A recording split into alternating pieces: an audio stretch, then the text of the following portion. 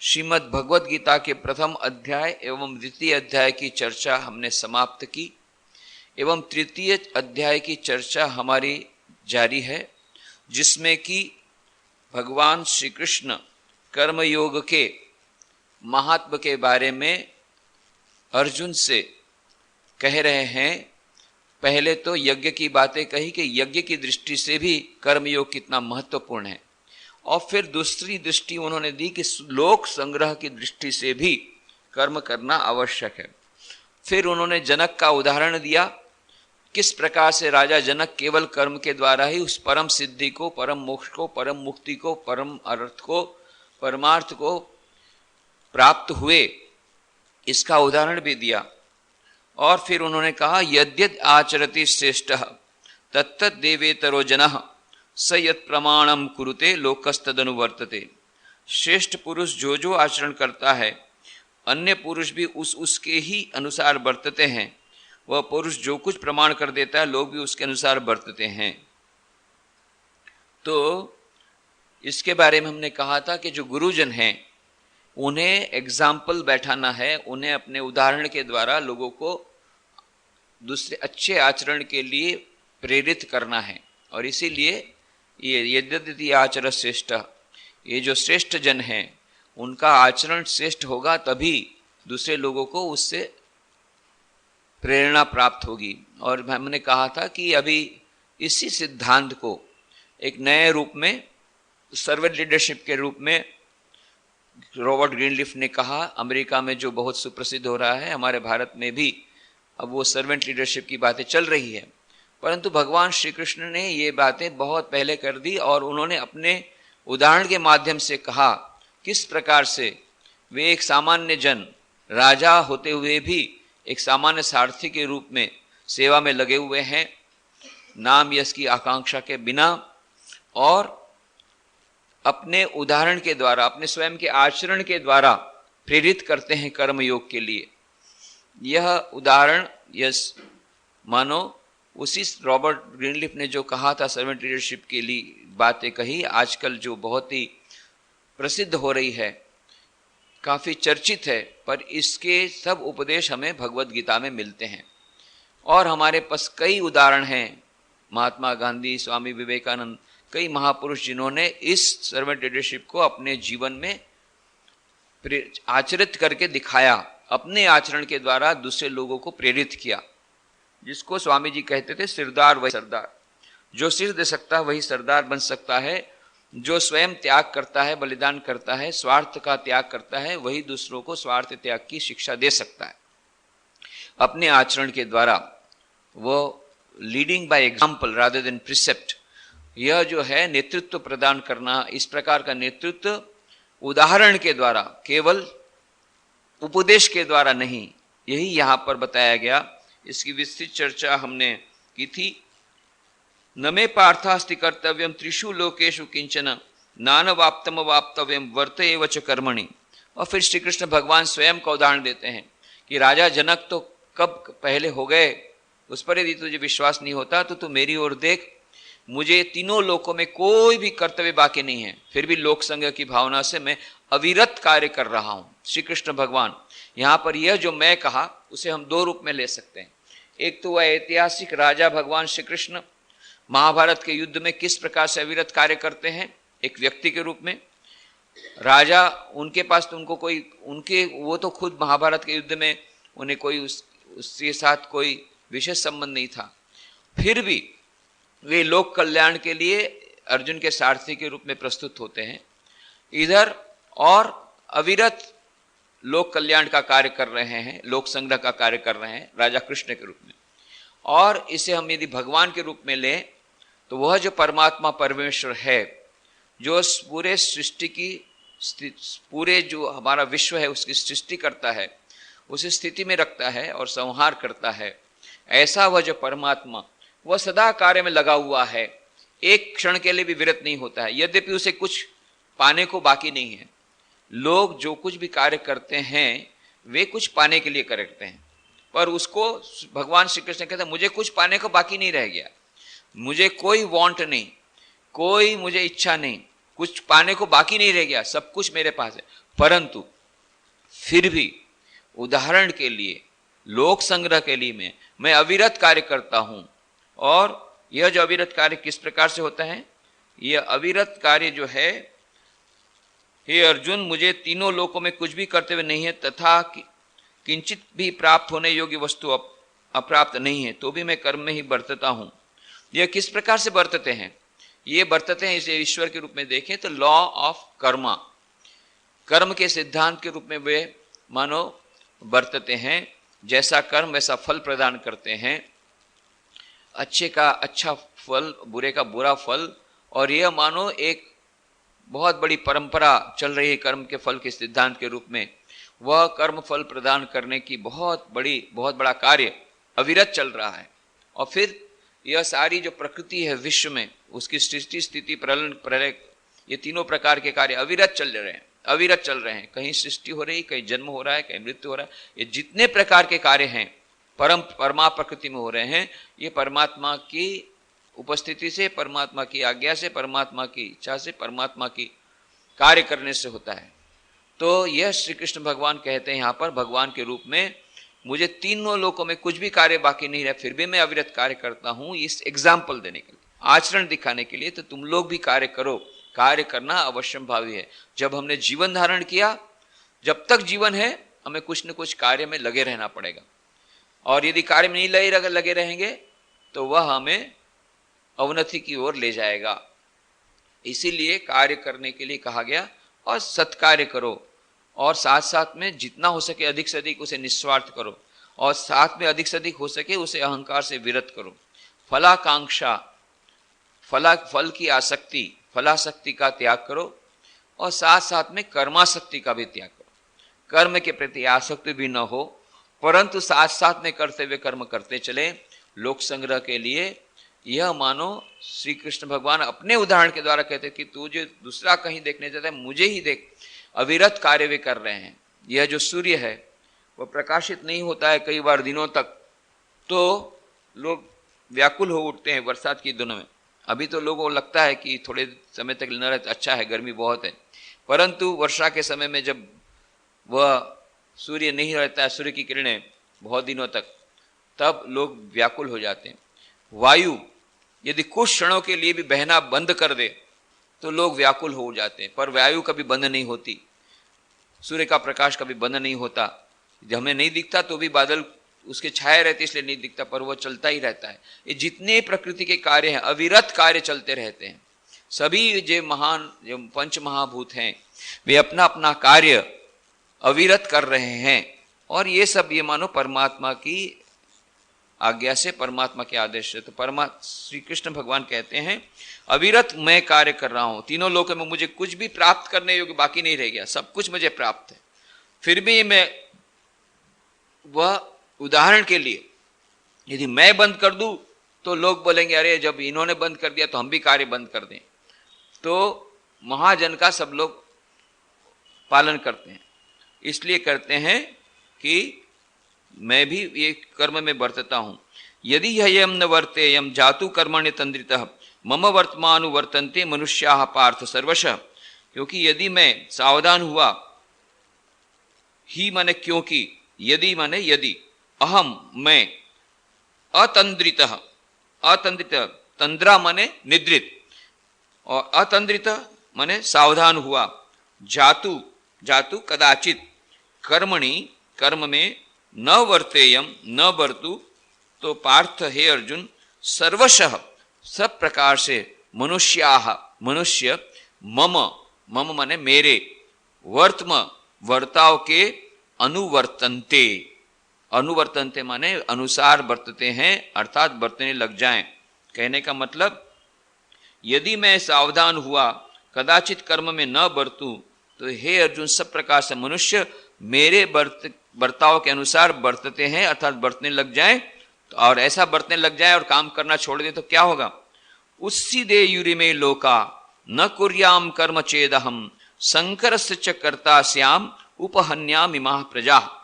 चेत यदि अहम मैं कर्म न कुर्याम, कर्म न करूं तो इमे लोकाः माने ये सब लोक उत्सीदेयुः, उत्सीदेयुः माने भ्रष्ट हो जाएंगे, उत्सीदेयुः भ्रष्ट हो जाएंगे।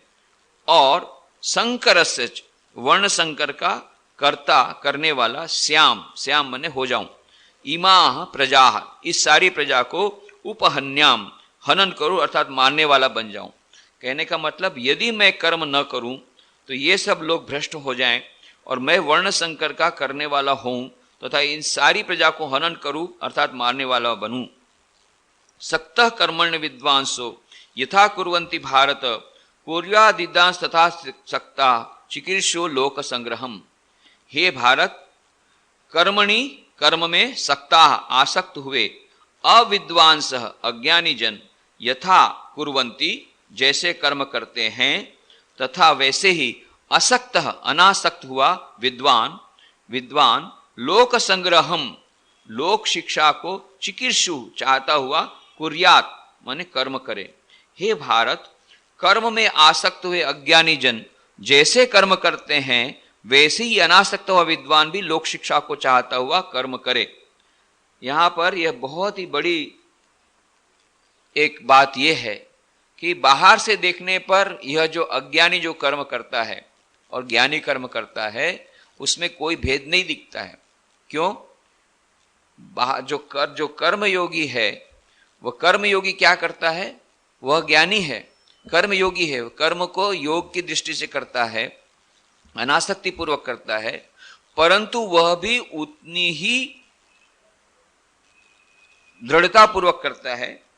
और बाहर से ऐसा लगता है कि वह भी मानो आसक्त है, पर ऐसी बात नहीं है। इसके भीतर में अनासक्ति, इसके भीतर में आसक्ति है। पर जिस प्रकार से अज्ञानी जन कर्म करते हैं वैसा ही अनासक्त मनुष्य भी उतने ही इंटेंसिटी से काम करनी चाहिए।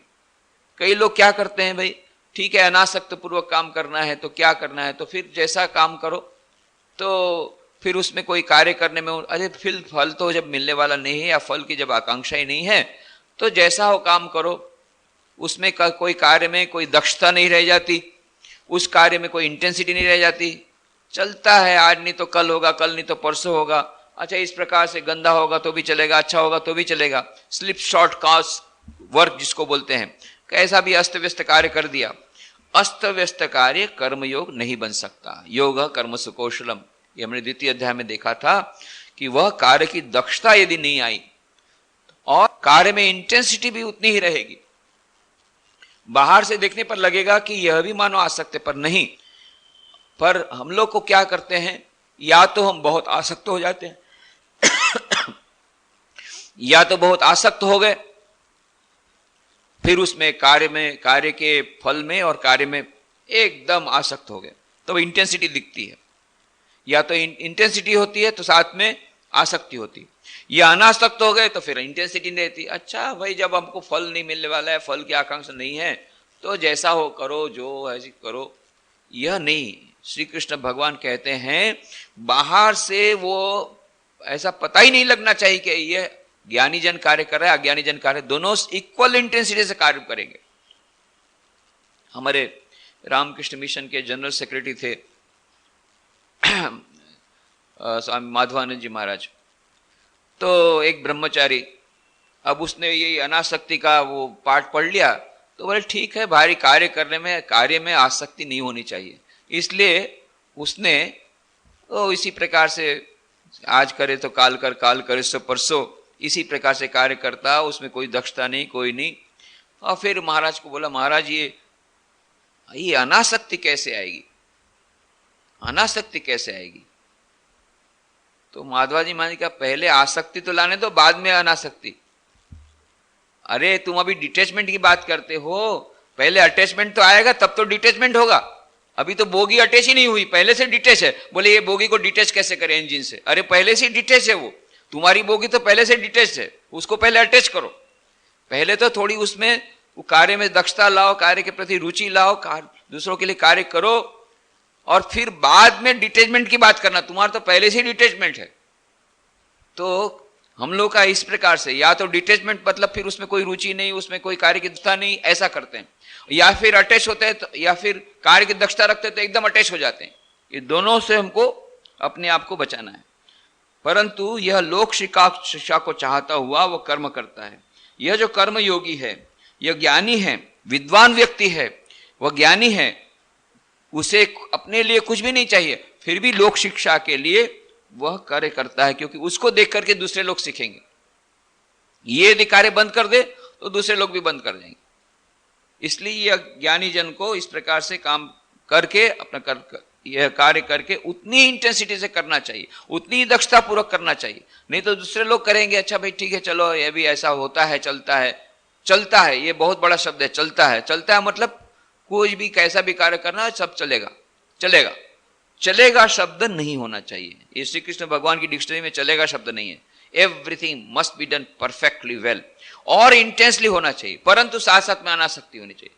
ये दोनों से हमें बचना है। कुछ लोग आसक्त हो जाते हैं और एकदम कार्य बढ़िया करते हैं, उससे बचना है। दूसरे लोग आसक्त नहीं है, एकदम डिटेच, परंतु काम से भी डिटेच, उनका काम भी ऐसा ही, थोड़ा इधर से झाड़ू दे दिया तो इधर का कचरा रह गया, उधर से थोड़ा उसके उधर वहां रह गया, थोड़ा सा छोटा काम हो बड़ा काम हो वो इधर उधर ऐसा कर दिया बस। क्यों? उसमें अटैचमेंट ही नहीं, उनका कार्य में कोई अटैचमेंट नहीं, पहले से डिटेच्ड है।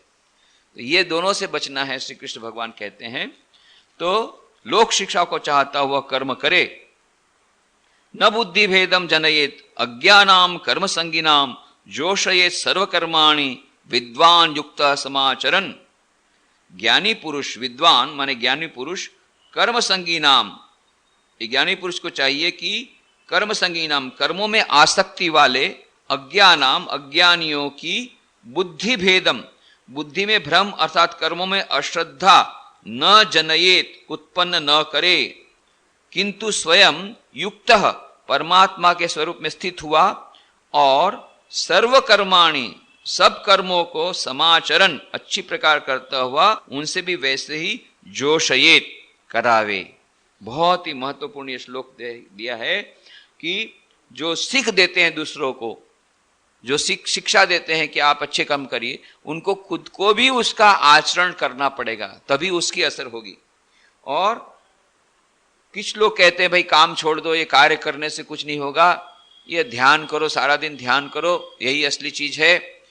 तो यहां पर यह कहा गया कि बिना कर्म के एक क्षण भी कोई नहीं रह सकता है। धीरे धीरे हमारे मन को अंतर्मुखी करना है, यह बात सच है। और धीरे धीरे हम कार्य को कम करना पड़ेगा, और उसकी विस्तृत हमने चर्चा की। और वो एक ऐसी स्थिति आएगी जब श्री रामकृष्ण कहते हैं जो सास है बहू से बहुत काम कराती है, परंतु जब बहू को प्रसव होने की बात रहती है तब वो खुद ही उसका काम कम कर देती है, और प्रसव के बाद तो एकदम काम से छुट्टी, केवल बच्चे को लेकर रहती है। उसी प्रकार से ईश्वर सब कार्य छुड़ा देते हैं, परंतु उसके बाद भी वह जो ज्ञानी हो गया, कर्मयोगी, उस ज्ञान को प्राप्त करने के बाद भी पहले वो कार्य करता था, उस परम स्थिति को प्राप्त करने के लिए कर्मयोग की दृष्टि से करता था। कर्मयोग करते करते करते अनासक्ति पूर्वक कर्म करते करते ऐसी स्थिति आई कि परम ज्ञान की स्थिति प्राप्त हो गई। उसके बाद भी कर्म करता है, क्यों? तब लोक संग्रह के लिए करता है। तो कहते हैं जो ज्ञानी जन है वे खुद भी कार्य करते रहते हैं। क्यों? यदि वे कार्य करना बंद कर दें तो बाकी अज्ञानी जन कहेंगे भाई जो इस प्रकार से कर्मयोग का महत्व नहीं समझते, बोले जब ये काम नहीं करते तो हम क्यों करेंगे। पर वे भूल जाते हैं कि उनका सब कुछ हो गया है, उन्होंने अपना जीवन का उद्देश्य प्राप्त कर लिया है, अब उन्हें साधन भजन करने की आवश्यकता नहीं रही।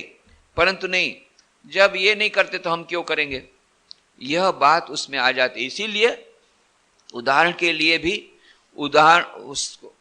यह अपने प्रेरणा देने के लिए भी ये ज्ञानी जन ज्ञान प्राप्ति होने के बावजूद भी उतनी ही उत्कंठा से, उतनी ही तत्परता से, उतनी ही इंटेंसिटी से वे सब कार्य करते हैं। और वे दो कार्यों को करना चाहिए। श्री राम कृष्ण भगवान ने कहा कि उनको अज्ञानियों की बुद्धि में भ्रम नहीं डालना चाहिए। कुछ लोग भ्रमित कर देते हैं, अरे ये सब कार्य वार्य करके हो गया, ये सब ढकोसलाबाजी, ये तो कार्य तो तुमको प्रवृत्ति में फंसा देगा, छोड़ो छोड़ो छोड़ो, ये इससे अपना ईश्वर की प्राप्ति नहीं होगी, ईश्वर प्राप्ति जीवन का उद्देश्य, सब भूल जाओ। अरे वो तो सब भूल गए, बाद में सारा दिन ताश खेल ले, तो उससे तो अच्छा भाई दूसरों की सेवा करते थे। बोले अब क्या करे, सारा दिन तो भगवान में मन नहीं लगता, फिर ताश खेलना शुरू किया, तो इससे अच्छा तो दूसरों की सेवा करते थे। ऐसी बात नहीं है 24 घंटा कोई इस प्रकार से रह सके। तो अज्ञानियों की बुद्धि में भ्रम अर्थात कर्मों में अश्रद्धा उत्पन्न न करे, यह बात इन्होंने कहा। ज्ञानी श्री कृष्ण भगवान कहते हैं और परमात्मा एक स्वरूप में स्थित हुआ युक्त, ये बहुत बड़ी बात है, युक्त होना पड़ेगा। परमात्मा के स्वरूप में स्थित होना इसका मतलब है युक्त। यदि युक्त नहीं हुआ तो वो कर्म कर्मयोग नहीं बनेगा। परमात्मा की स्थिति स्वरूप में स्थित होना और सर्वकर्माणि, सभी कर्मों को अच्छी प्रकार आचरण करता है। सभी प्रकार का कर्मों का मतलब ये नहीं है कि खराब कर्म, वह हमने कहा कि कर्म कौन है, पहले हमने कहा कर्म, अकर्म, विकर्म। विकर्म है विपरीत कर्म, जो खराब कर्म है, खून करना, चोरी करना, झूठ बोलना, ये सब खराब कर्म है, ये कर्म नहीं है, ये विकर्म है। अकर्म है आलस्य, ये दोनों से बचना है और बाकी जितने प्रकार के कार्य वो करता है।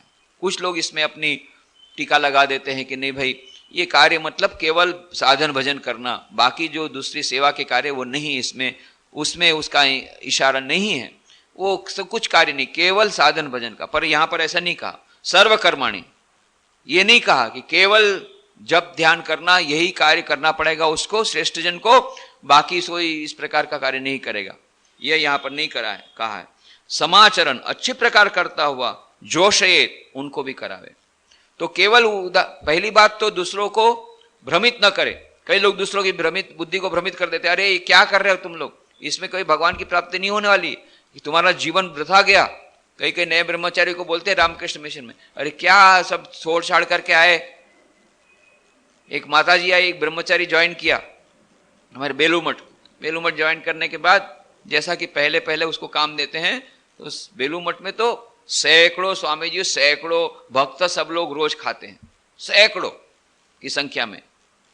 तो उनके लिए तरकारी बनाना है, वहां सबसे बड़ा ज्यादा है चचड़ी, चचड़ी में सभी प्रकार का सब्जी है, तो चचड़ी इतना सारा सब्जी काटना पड़ेगा। तो सबसे पहली ड्यूटी जो भी ब्रह्मचारी नया ज्वाइन करेगा तो जाकर के वहां सब्जी काटने का है, सब्जी काटेगा सुबह में। और सब एक पूरा उनका रूटीन बना हुआ है, सुबह में जब ध्यान करना, फिर यहाँ जाकर के बेलू मठ की किचन के सामने में वो सब्जी काटना, उसके बाद दूसरा साफ सफाई करना, ये सब काम है। तो एक ब्रह्मचारी वहां पर बनने आया था, ब्रह्मचारी बना। अब उसकी माँ आई, उसके माता पिता आए ब्रह्मचारी को वापस लेने के लिए, हैं लड़का घर से भाग गया, ये क्या है, हमारे घर में क्या कुछ कमी है क्या। आके देखा तो वो सब्जी काट, अरे तेरे को सब्जी यदि काटना है, मैं इतनी सारी सब्जी दूंगी तेरे को काटने के लिए। यदि ब्रह्मचारी बनना है, मैं सोची तू साधन भजन करने के लिए आया है और तेरे को ये सब्जी ही काटना है ज्वाइन करने के लिए बाद, तो फिर मेरे पास तो बहुत सब्जी काटने को, अच्छा तेरे को वो सब्जी काटने का यंत्र ला दूंगी, चल मेरे साथ वापस घर। ये क्या, इसके लिए तुम लोग साधु हुए हो। तो ये भ्रमित कर देते हैं कि साधन भजन करने के लिए साधु हुए हो, सारा दिन भजन करो, साधन करो, भगवान का नाम लो, ध्यान करो, ये ठीक है। ये क्या, ये सब्जी काटना, कपड़े धोना, ये पोछा लगाना और ये ऑफिस में काम करना, ये सब ये कोई काम है। तो फिर यही काम करना था तो मेरे पास क्या ऑफिस में काम कम है, पिताजी ने कहा कि जो तू यहां पर आ गया। पर वो भूल जाते हैं कि वहां अगर काम का जो उद्देश्य अलग, वहां का वातावरण अलग, यहां पर है ये कर्मयोग है और वो सब है कर्म भोग। दोनों में जमीन आसमान का अंतर है, कर्म भोग और कर्म योग। जो कर्म हमें ईश्वर की तरफ ले जाए उसका नाम कर्म योग, जो हमें कर्म भोग कराए वो कर्म भोग कराए वो कर्म भोग है। घर में जो होगा उस प्रकार का घर में भी हो सकता है उस प्रकार से, यदि वह दृष्टि रखी जाए, पर वो दृष्टि रहती नहीं है उस प्रकार की, बाहर से ऐसा लगता है। इसीलिए कहा कि यह जो ज्ञानी पुरुष को क्या करना चाहिए, श्री कृष्ण भगवान ने कहा कि उसे कर्मों में आसक्ति वाले अज्ञानियों की बुद्धि को भ्रम में नहीं डालना चाहिए। कई लोग बेचारे उनको बुद्धि को भ्रम में डाल देते हैं, अरे ये सब ये करने से क्या होगा, ये कार्य करने से क्या होगा। जब सबसे पहले श्री कृष्ण रामकृष्ण देव ने यही किया। स्वामी विवेकानंद ने कहा, श्री रामकृष्ण देव ने पूछा तो क्या चाहता है, बस मैं दिन रात समाधि में लीन रहना चाहता हूं और कुछ नहीं चाहता, और कभी कभी थोड़ा सा पूरा मेरा मन जब समाधि से विरत हुआ तब थोड़ा सा अन्न ग्रहण करूंगा ताकि शरीर टिका रहे, फिर समाधि में चला जाऊं, सुखदेव के समान समाधि में रहना चाहता हूं। और रामकृष्ण देव क्या करते हैं, कोई साधारण गुरु रहते तो बड़े प्रसन्न हो जाते, अरे भाई समाधि की उच्च अवस्था में रहना चाहता है। और श्री रामकृष्ण ने कहा, अरे नरेन तू ऐसी ऐसी बात करता है, ऐसी ओछी बात करता है। मैं सोचता था तो महान विशाल वटवृक्ष के समान होगा जिसकी छाया तले लाखों लोग शांति प्राप्त करेंगे, और तू केवल अपनी मुक्ति की बात करता है। तू वो गीत नहीं गाता है, तुझसे हमने दिल को लगाया, जो कुछ है सो तू ही है, एक तुझको अपना पाया, जो कुछ है सो तू ही है। प्रत्येक जगह तो वही ब्रह्म विराजमान है, उसकी सेवा करनी पड़ेगी, दुखी नारायण की सेवा करनी पड़ेगी, दुखियों की सेवा करनी पड़ेगी। फिर उन्होंने लिख दिया एक कागज में, स्टीमर का फोटो किया, वे तो बहुत अच्छे आर्टिस्ट थे, बहुत अच्छा, तो जहाज का फोटो बनाया और कहा नरेन शिक्षे दिवे, नरेन उपदेश देगा, घरे बाहरे डाक देवे।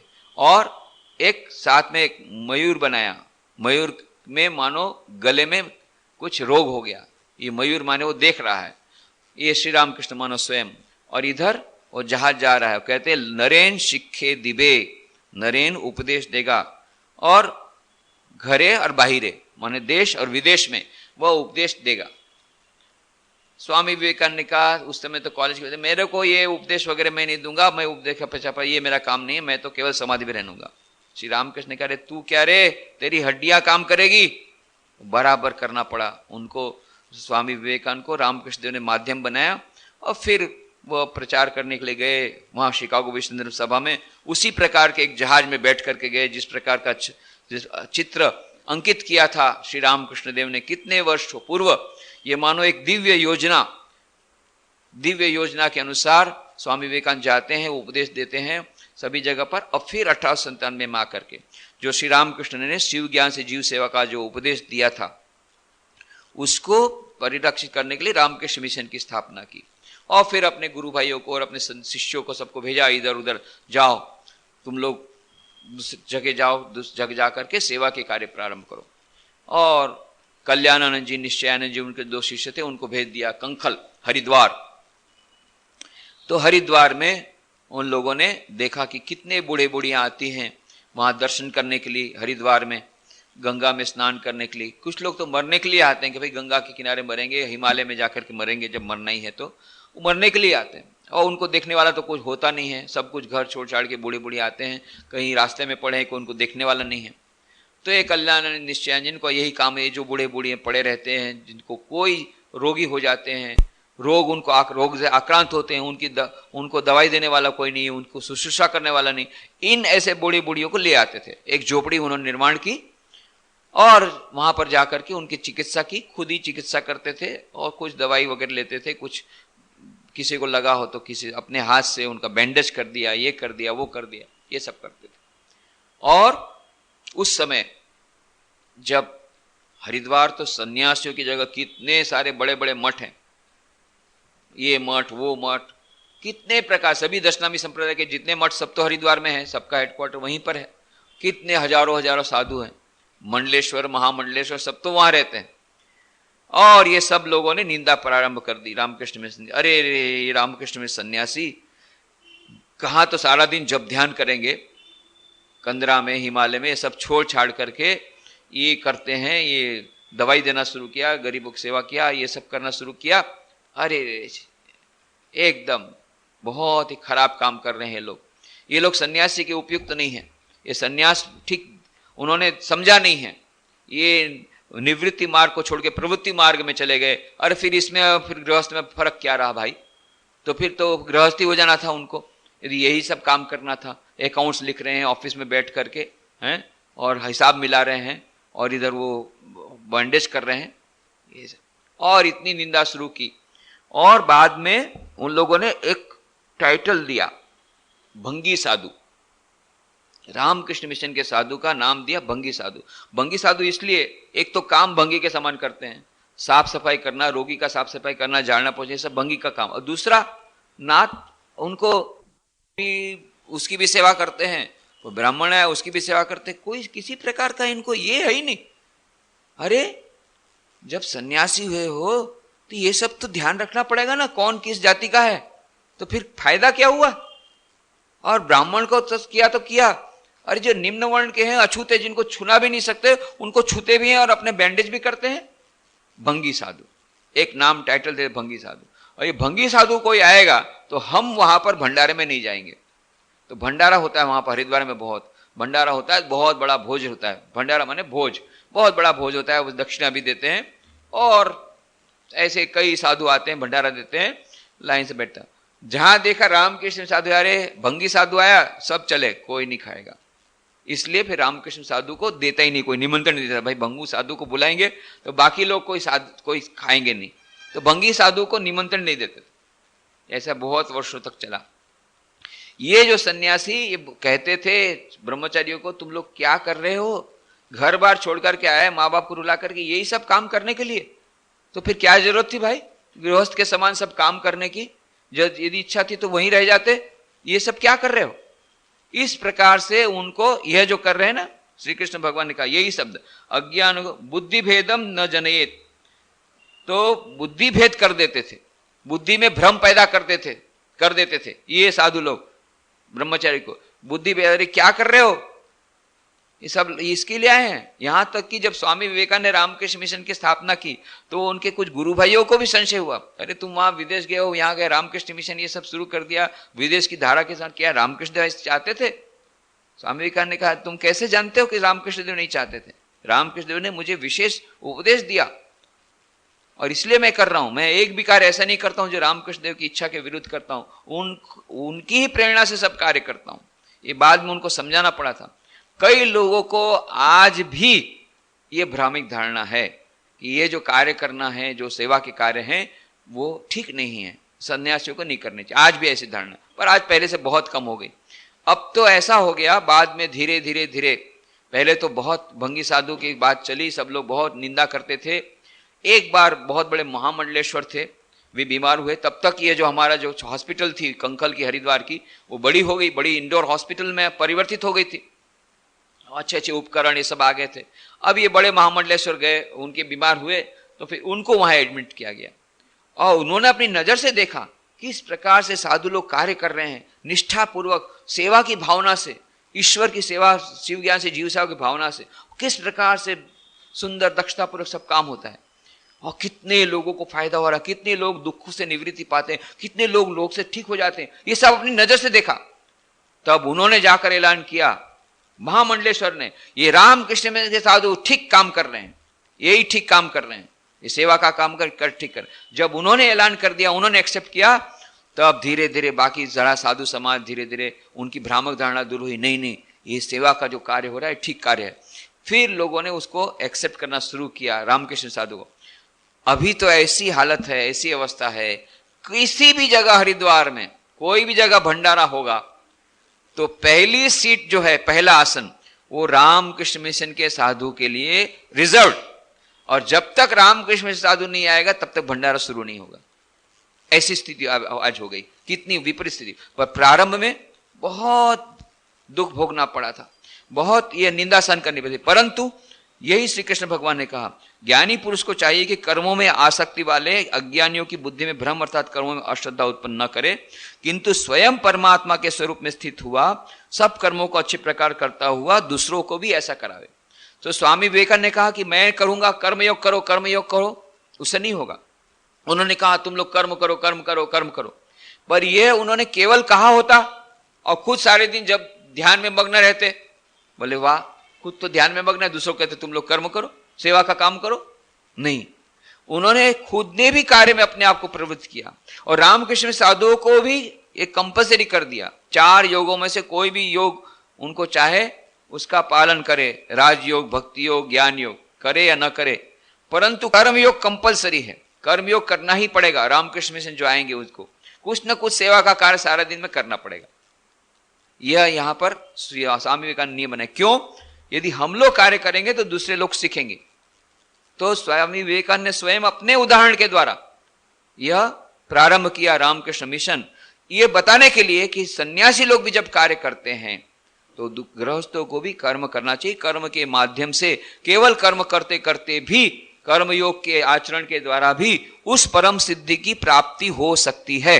यह स्वामी विवेकानंद बताना चाहते थे, इसलिए उन्होंने डिमॉन्स्ट्रेशन मॉडल रखा और स्वामी सब सन्यासियों को उन्होंने कर्म में प्रवृत्त कराया कि उनको देख करके दूसरे लोग सीखेंगे। केवल कहने से नहीं होगा, यदि हम सभी लोग कहेंगे हाँ हाँ कर्म करने से हो सकता है, और हम दिन रात केवल साधन भजन करेंगे, जब ध्यान करके सारे दिन ध्यान में मग्न नहीं, हम बोले हाँ हाँ कार्य करो कार्य करो। वहां पर इसीलिए वहां ऋषिकेश में एक बहुत सीनियर, बहुत बड़े महात्मा थे, बहुत अच्छे प्रवचन देते थे, कई लोग उनके पास जाते थे प्रवचन के लिए। तो उनको फिर बाद में प्रश्न पूछते थे, बहुत अच्छे उसके उत्तर देते थे, उपनिषद ये सब शास्त्रों के। फिर लोग कहते थे कर्मयोग के बारे में जब पूछते थे, बोले ये मुझसे न मत पूछो, ये रामकृष्ण में सन्यासी लोग ही तुमको उसका ठीक उत्तर दे कर आएंगे, क्योंकि वो कर्म करते हैं और बताते हैं, आचरण करके बताते हैं, वहां से तुमको उसकी शिक्षा मिलेगी। गृहस्थियों के लिए मैं सन्यासियों के उत्तर तो दे सकता हूं, पर गृहस्थों के लिए उत्तर उनको मिलेगा रामकृष्ण मिशन में, तुम वहां जाओ, क्योंकि तुमको करने से वहां से प्रेरणा मिलेगी कि वो करके बताते हैं। यह उस सन्यासी ने कहा। तो स्वामी विवेकानंद ने स्वयं करके बताया। उन्होंने कहा कर्म करो कर्म करो कर्म करो, work work work unto death, I am with you and when I am gone my soul will work with you, but you work work work unto death. कार्य करो, मरते दम तक कार्य करो, दूसरों के लिए सेवा के लिए कार्य करते करते मर जाओ। और इतना भी कहा उन्होंने कि यदि मैं मर भी जाऊंगा तो मरने के बाद भी मेरी आत्मा तुम्हारे साथ रहेगी, तुम्हारे साथ कार्य करेगी, पर तुम कार्य करो। ये कार्य करने का उपदेश उन्होंने दिया, भयंकर कर्मयोग का। और केवल उपदेश दिया नहीं, घोर कर्म में प्रवृत्त रहे। कितना कर्म किया, रामकृष्ण मिशन की स्थापना की, कितने सारे लेख लिखे, कितने सारी किताबें लिखी, कितने प्रवचन दिए, अमेरिका गए, कितना सारे भारत का भ्रमण किया, गुजरात में पूरे भारत में भ्रमण किया, गुजरात में कितना भ्रमण किया, सारे भारतवर्ष का भ्रमण किया, फिर विश्व का भ्रमण किया, कितनी जगह गए, कितनी जगह प्रवचन दिए, कितने लोगों को उद्बुद्ध किया। ये सब इतना सारा काम उन्होंने किया। फिर सेवा के काम, खुद प्लेग जब हुआ कलकत्ता में, दार्जिलिंग में वे उनका स्वास्थ्य ठीक नहीं था, जब पता पड़ा कि प्लेग हुआ है कलकत्ता में, उनकी तबीयत खराब थी, फिर भी तुरंत दार्जिलिंग से भग करके आए कलकत्ता, तुरंत जाकर कहा प्लेग का बहुत बड़ा राहत कार्य होगा, कोई यहां से नहीं जाएगा। कलकत्ता वासियों से अपील निकाली कि नहीं, किसी को जाने की जरूरत नहीं। सिस्टर निवेदिता वगैरह सभी उनके सन्यास और उनके सन्यासी शिष्यों, सब भक्तों, सब और उनके गृहस्थ भक्तों और उनके गुरु भाई, सबको लगा दिया कार्य में, और खुद कार्य में लगे, सेवा कार्य में, राम में कार्य में लग गए खुद, उदाहरण देने के लिए। तो ये स्वामी विवेकानंद हमेशा कार्य में प्रवृत्त, सतत प्रयत्नशील। दोनों बातें हैं यहां श्री कृष्ण भगवान कहते हैं। एक तो दूसरों को भ्रमित न करे, अपने उपदेश के द्वारा, गलत उपदेश के द्वारा दूसरों को भ्रमित न करे, उनको कर्मियों के विरुद्ध बात न करे, कर्म करने की प्रेरणा दे उपदेश के द्वारा। पर दूसरा कहा खुद आचरण करके, केवल उपदेश के द्वारा नहीं, खुद आचरण भी करे और फिर बाद में उपदेश दे, तो इसकी असर अधिक होती है। स्वामी विवेकानंद ने यही किया, केवल उपदेश दिया दूसरे लोग को, इतना ही नहीं, अपने जीवन के द्वारा अविरत कार्य करते रहे। कहते मैं ऐसा उन्होंने कहा, it may be that I shall find it good to get outside of this body, to cast it off like a disused garment, but I shall not cease to work until the world shall know that it is one with God. ऐसा हो सकता है कि मैं इस शरीर को पुराने वस्त्र के समान त्याग दूं, परंतु मैं कार्य करना कभी बंद नहीं करूंगा। जब तक इस विश्व में एक भी व्यक्ति ऐसा है जिसे उस परम सिद्धि की प्राप्ति नहीं हुई, उस दिव्यता की प्राप्ति नहीं हुई, तब तक मैं अविरत कार्य करता रहूंगा। ये स्वामी विवेकानंद का। स्वामी विवेकानंद ने समष्टि मुक्ति का उपदेश दिया कि जो कहता मैं पहले खा लूंगा, मैं पहले स्वर्ग जाऊंगा, मैं पहले सुख प्राप्त करूंगा, मैं पहले मुक्ति प्राप्त करूंगा, वह भी एक प्रकार का स्वार्थ है। स्वामी जी का मैं मुक्ति नहीं चाहता हूं। अपने गुरु भाइयों को कहा कि जो केवल अपनी अपनी मुक्ति की बात करता है वो नरक में जाएगा, पर जो दूसरों की सेवा करेगा उसे मुक्ति मिलेगी।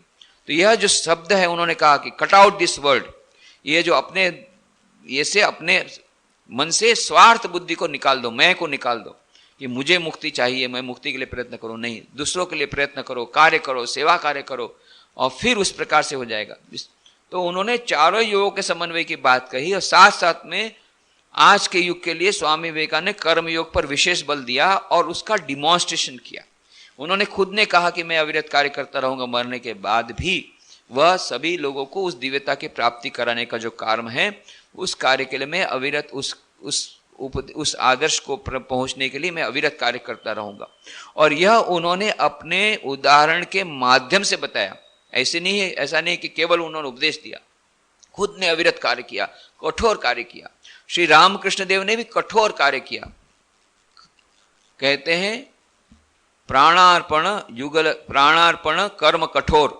उन्होंने कठोर काम किया। रामकृष्ण देव ने भी सुबह में उठ जाते थे, 3 बजे में जाकर के पंचवटी से ध्यान करते थे। नहीं तो उनको तो सब हो गया था, भगवान दर्शन हो गया था। पर उदाहरण के लिए सुबह से लेकर के लगे हुए हैं शाम तक कर्म कठोर, साधन भजन कर रहे हैं, अविरत भगवान का नाम ले रहे हैं।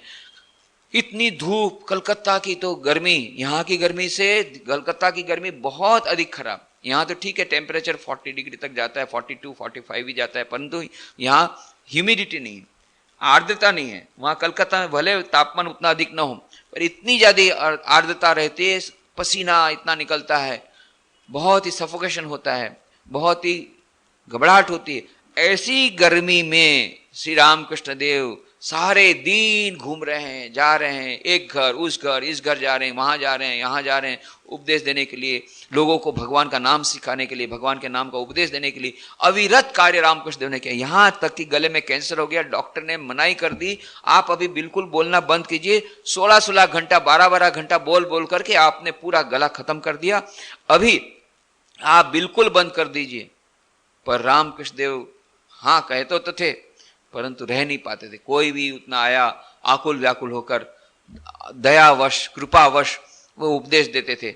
यहां तक कि अंतिम दिन 16 अगस्त 1886 जिस दिन उनकी महासमाधि हुई, उस दिन भी बहुत दूर से एक आदमी आया कि मैं इतने दूर से आया हूं आपके उपदेश के लिए। श्री रामकृष्ण देव, सभी शिष्यों ने कहा नहीं नहीं नहीं, अभी उनको बहुत दर्द है, वे बिल्कुल बोल नहीं सकते हैं, डॉक्टर ने एकदम मनाही किया है, नहीं आप नहीं जा सकते, उनसे मिल नहीं सकते, आप बात नहीं कर सकते।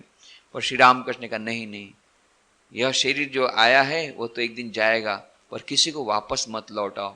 उस समय भी उन्होंने करुणावश, कर्म कठोर, मरते दम तक, जब तक शरीर में एक बूंद रक्त थी तब तक उन्होंने कार्य किया। इसीलिए उनका जो फोटो दिखाई नहीं जाता है। जब महासमाधि की बात का जो फोटो लिया कोई देख नहीं सकते, भक्त लोगों को बड़ा दुख होता है। क्यों? उसमें एक बिल्कुल रक्त नहीं, केवल हड्डी का ढांचा और कुछ नहीं, और इसीलिए भक्तों को देखने। पर ये श्री रामकृष्ण ने इतना कठोर कर्म किया, आखिर सांस तक उन्होंने काम किया। स्वामी विवेकानंद ने खुद ने इतना काम किया, उन्होंने उपदेश, कर्म का उपदेश तो दिया और डिमॉन्स्ट्रेशन मॉडल ले रामकृष्ण मिशन को रखा, खुद अविरत कार्य किया, पर ये कर्म योग का आदर्श दिया। अनासक्ति पूर्वक कर्म कैसे किया जा सकता है। आसक्ति पूर्वक कर्म ये कर्म भोग है, अनासक्ति पूर्वक कर्म वो कर्म योग है। तो कर्म योग का उन्होंने यह न केवल उपदेश दिया, अपने जीवन के आचरण में बताया। पर कुछ लोग ऐसे होते हैं जो बुद्धि को भ्रमित कर देते हैं। रामकृष्ण देव के पास मास्टर महाशय महेनाथ गुप्त आया करते थे। उन्होंने बहुत सुंदर पुस्तक लिखी, रामकृष्ण वचनामृत, कथामृत है बंगला में, हिंदी में उसका नाम है वचनामृत, अंग्रेजी में the gospel of Shri Ramakrishna, जिस पर हम लोग प्रतिदिन संध्या चर्चा करते हैं। वही जो रामकृष्ण वचनामृत के लेखक मास्टर महाशय महेनाथ गुप्त वे तो दिन रात साधन भजन में रत रहते थे। श्री रामकृष्ण महासमाधि के बाद एक आदर्श गृहस्थ कैसा हो सकता है यह उन्होंने दिखा दिया। अनासक्ति पूर्वक रहते थे और सारा दिन रात भजन करते थे, साधन भजन करते थे, जप ध्यान करते थे, लंबी दाढ़ी थी, देखने से लगे मानो महान ऋषि हैं। तो जब ये उनका ये कहना रहता था कि रामकृष्ण मिश्र साधु को देख करके कहते थे भाई तुम लोग भटक गए हो मार्ग से। रामकृष्ण देव कहते थे जीवन का उद्देश्य ईश्वर की प्राप्ति, यह महान हमें अमूल्य अवसर मिला है, वो इस प्रकार के कार्य में अपनी शक्ति को तुम लोग व्यर्थ गंवा देते हो, यह कुछ ठीक नहीं हो रहा है। अरे ये सब साधु का काम है, ऑफिस में जाना, अकाउंट्स लिखना और दर्दी की सेवा करना, ये सब के साधु का काम है। साधु फिर साधु होने से क्या फायदा हुआ? साधन भजन, साधन भजन यही असली काम है साधु का। तो इसलिए यह वो उस सेवा के जो कार्य है उसके विरुद्ध में थे, उनको ये पसंद नहीं था। और जो कहा गया यहाँ पे, बुद्धि को भ्रम में डाल देते थे। जो दूसरे बेचारे नए ब्रह्मचारी उनकी बुद्धि में भ्रम में डाल देते, अरे ये सब ठीक नहीं हो रहा है, तो वो भी बेचारे भ्रमित हो जाते थे। हाँ, मास्टर महाशय इन्होंने रामकृष्ण कथामृत लिखा, इतनी बड़ी, जब वो बोल रहे हैं तो उन्होंने डायरेक्ट रामकृष्ण देव का संग किया तो ठीक ही बोल रहे होंगे। भ्रमित हो जाते थे कई लोग, ये भ्रमित हो जाते थे कर्मयोग के बारे में। तब बाद में स्वामी विवेकानंद ने जब कहा, स्वामी विवेकानंद को भी उन्होंने कहा, देखो भाई नरेन, ये तो ठीक नहीं हो रहा है, ये क्या, ये सब साधु को इस सब काम में लगाया, ये कार्य का करना, ये कर्म, ये सब सेवा कर्म, ये तो सब माया है, माया। इस माया में तुम फिर से उन लोगों को फंसाते हो, माया से तो छूटना होगा, उसके बदले फिर ये माया में उनको फंसाते हो। तो स्वामी विवेकानंद का, मास्टर महाशय आप मुझे एक प्रश्न का उत्तर दीजिए, अच्छा हम लोग सभी तो माया में हैं, तो जो आत्मा है उसके लिए तो कोई माया नहीं है? बोले हाँ, वो तो माया से पर है, वो माया से पर है। तो सचमुच में माया नाम की चीज है क्या? एक ब्रह्म के अलावा कुछ है इस जगत में? नहीं। वो अज्ञानवश हम कहते हैं कि माया है, ब्रह्म के छोड़ के तो कुछ नहीं है। तो ब्रह्म को छोड़ करके जगत में कुछ नहीं है, ब्रह्म सत्य जगन मिथ्या, ये बात इसीलिए आप कह रहे हैं ना छोड़ने के लिए, ब्रह्म सत्य जगत मिथ्या, ठीक है? तो हाँ, ब्रह्म सत्य जगत मिथ्या। तो जगत जब मिथ्या है और ब्रह्म ही सत्य है, तो जगत में जो कुछ हो रहा है सब मिथ्या है। और आप वो साधन भजन कर रहे हैं, भगवान का नाम ले रहे हैं या आत्म साक्षात्कार का प्रयत्न कर रहे हैं, वो भी तो माया के अंतर्गत है। जैसे ये सेवा का कार्य माया के अंतर्गत है, तो ये भी तो माया के अंतर्गत है। मास्टर महाशय चुप हो गए। और फिर जब एक बार मास्टर महाशय बनारस में आए थे, तब कुछ सन्यासी, वरिष्ठ सन्यासी ने क्या किया कि उस समय मां शारदा देवी आई थी। तो सब लोगों ने कहा, मां शारदा को कहा, मां शारदा को पूछे, मां हम लोग तो बड़े कभी कभी भ्रमित हो जाते हैं, ये स्वामी जी हमको बोलते कार्य करो, सेवा का कार्य, इसीलिए हॉस्पिटल बनवाई और ये हॉस्पिटल में ये सब कार्य चल रहा है। और कुछ लोग हमारे हैं मास्टर महाशय जैसे कहते कि ये तो सब माया का फंदा है और इस प्रकार से ये करना ठीक नहीं है, निवृत्ति मार्ग लेना चाहिए, प्रवृत्ति मार्ग में फिर फंस गए, तो यह कैसी बात है? तो मां तो हाई कोर्ट का ऑर्डर हो गया, मां ने कहा नहीं, मेरे नरेन ने जो कुछ किया है ठीक किया है। अरे 24 घंटा कोई जप ध्यान कर सकता है? पागल खाने में चला जाएगा। बहुत अधिकांश लोग पागल खाने में चले जाएंगे यदि 24 घंटा जप ध्यान शुरू करें। क्या सबके लिए संभव है 24 घंटा जप ध्यान करना? नहीं, मेरे नरेन ने जो कुछ किया है वो सब ठीक किया है। सब जानते हैं कि ये 24 घंटा जप ध्यान करने वाले सब लोग नहीं है, ये हमको जानते थे अच्छी तरह। तो इसलिए मेरे नरेन ने किया, शिव ज्ञान से जो सब ठीक किया है। जिन लोगों को यह पसंद है वो इसमें रहेंगे, जिनको पसंद नहीं वो चले जाएंगे, परंतु ये मेरे नरेन ने सब ठीक ही किया है। यह मानो मां शारदा ने सिक्का लगा दिया। और फिर उन्होंने हॉस्पिटल देखकर, अरे कैसा देखा? बोले मैंने देखा साक्षात ठाकुर यहां पर हैं।